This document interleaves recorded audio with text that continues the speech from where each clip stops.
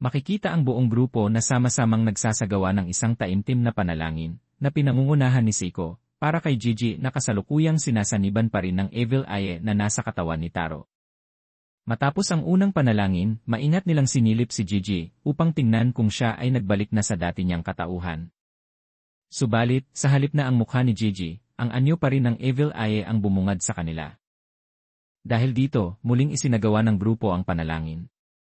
Sa ikalawang pagkakataon, makikitang nagwawala ang kanyang katawan, tanda ng matinding pagtutol ng espiritu. Muli nila itong sinilip subalit bigo pa rin sila. Sa puntong ito, nagsalita ang Evil Eye at Mariing Winika, nagsasayang lang kayo ng oras. Sa tahanan ni Seiko, masayang nagsasalo-salo sa pagkain ang buong grupo. Habang kumakain, biglang tumayo si Aira at galit na tinanong kung bakit hindi siya isinama sa huling misyon. Sagot ni Momo, bakit ka ba nandito? Wala ka namang ambag sa trabaho, kaya hindi ka rin dapat kumakain. Sunod na tinanong ni Aira kung bakit bumalik si Mantishan sa Earth. Paliwanag ni Mantishan, nagpapasalamat siya sa baka na ibinigay sa kanya, subalit tumigil na ito sa paglalabas ng gatas. Dahil dito, napilitan siyang bumalik sa Earth. Ipinaliwanag din niya na sa kanilang planeta, ang atmosfera ay binubuo ng isang likidong nagbibigay ng oxygen direkta sa kanilang baga, kaya nahihirapan ang baka na mag-produce ng gatas sa ganoong kalagayan. Namangha si Okarun sa mga naririnig at kitang-kita sa kanyang mga mata ang pagkasabik at pagkabilib. Sa kabila ng kasiyahan, ipinaalala ni Seiko na pansamantala lamang nilang makikita si Gigi sa kasalukuyang anyo nito. Dagdag pa niya, kung si Evil Eye lamang ang kanilang kailangang i-exorcise ay maaaring kayanin nila, ngunit dahil sa mataas na spiritual energy ni Gigi, hindi siya sigurado kung magagawa nilang ihiwalay ang dalawang espiritu. Habang kumakain, hindi napansin ni Taro na napakainit ng isinubo niyang pagkain. Bigla siyang nagsalita gamit ang boses ni Gigi, bakit ang dilim ng paligid? Nasaan kayo at saan ako naroroon?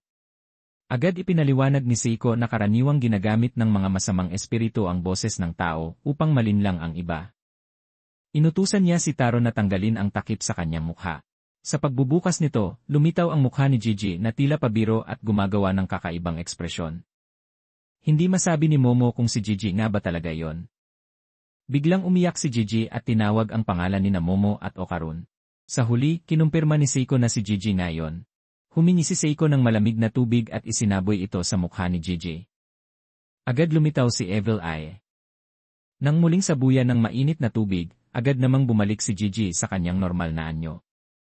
Dahil sa nasaksihan nila, inamin ni Seiko na magiging mas mahirap ang sitwasyon kaysa sa inaasahan. Humingi siya ng paumanhin sa tatlo, at sinabing kung alam lamang niyang nandoon si Evil Eye, hindi na sana niya pinapunta ang grupo ng mag-isa. Nagpahayag ng babala si Turbo Granny. Ayon sa kanya, imposibleng mabantayan si Evil Eye gaya ng karaniwang espiritu. Ang mga mountain spirits ay nasa antas ng isang Diyos, at kung isang ordinaryong tao ang mapasukan nito, maaaring ikamatay niya ito. Kaya't si Gigi, na may mataas na spiritual energy, ang piniling bihagi ng espiritu. Bagaman nakaligtas sila sa pagkakataong ito, dapat nilang asahan na mas lalakas pa si Evil Eye sa susunod. Pinaalalahanan ni Seiko si Gigi na huwag lalayo sa kanila at siguraduhing palaging may kasama. Ipinaalala rin niya na ang isang espiritu tulad ng Evil Eye ay may kakayahang sirain ang kahit anong barrier.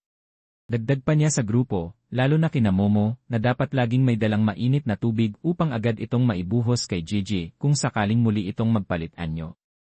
Binalaan din niya si Gigi na iwasan ang anumang malamig na bagay, dahil kahit isang patak ng malamig na tubig ay maaaring maging sanhi ng kanyang pagbabalik sa anyo ng Evil Eye.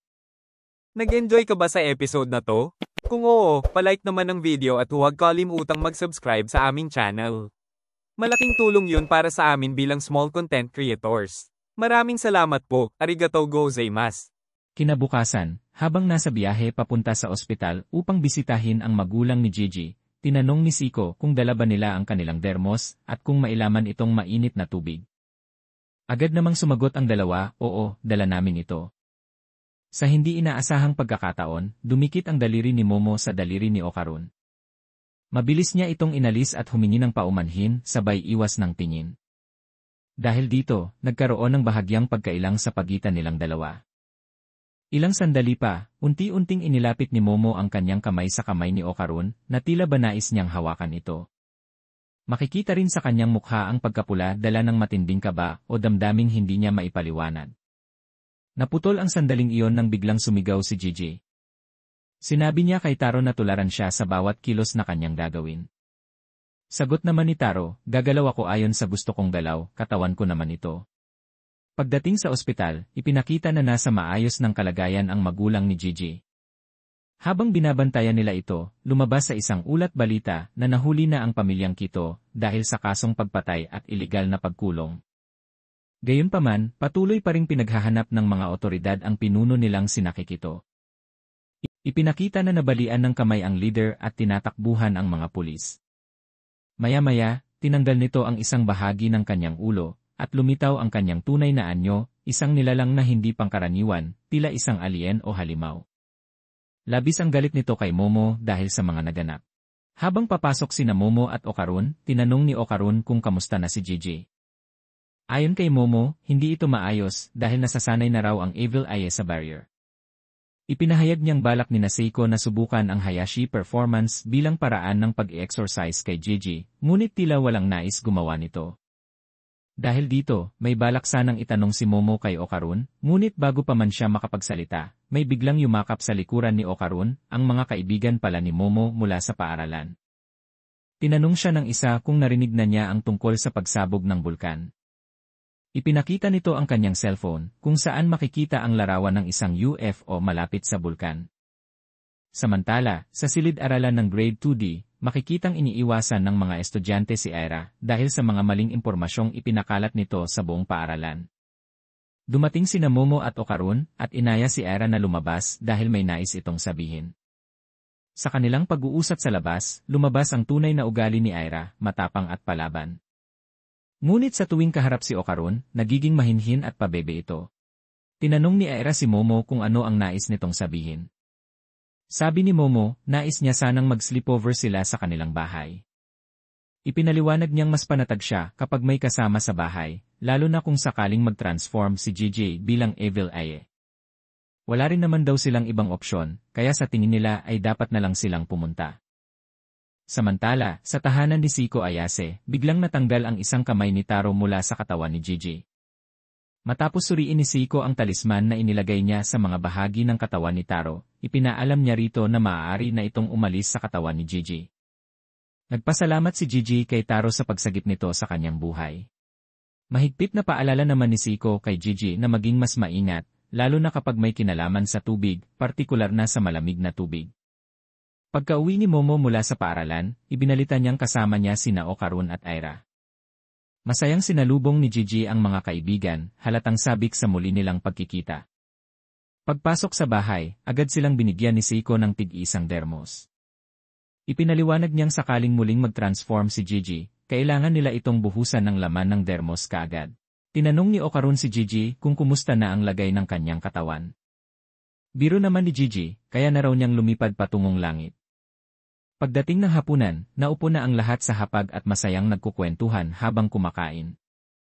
Sa kalagitnaan ng kainan, nakisuyo si Seiko kay Okarun na iabot sa kanya ang toyo.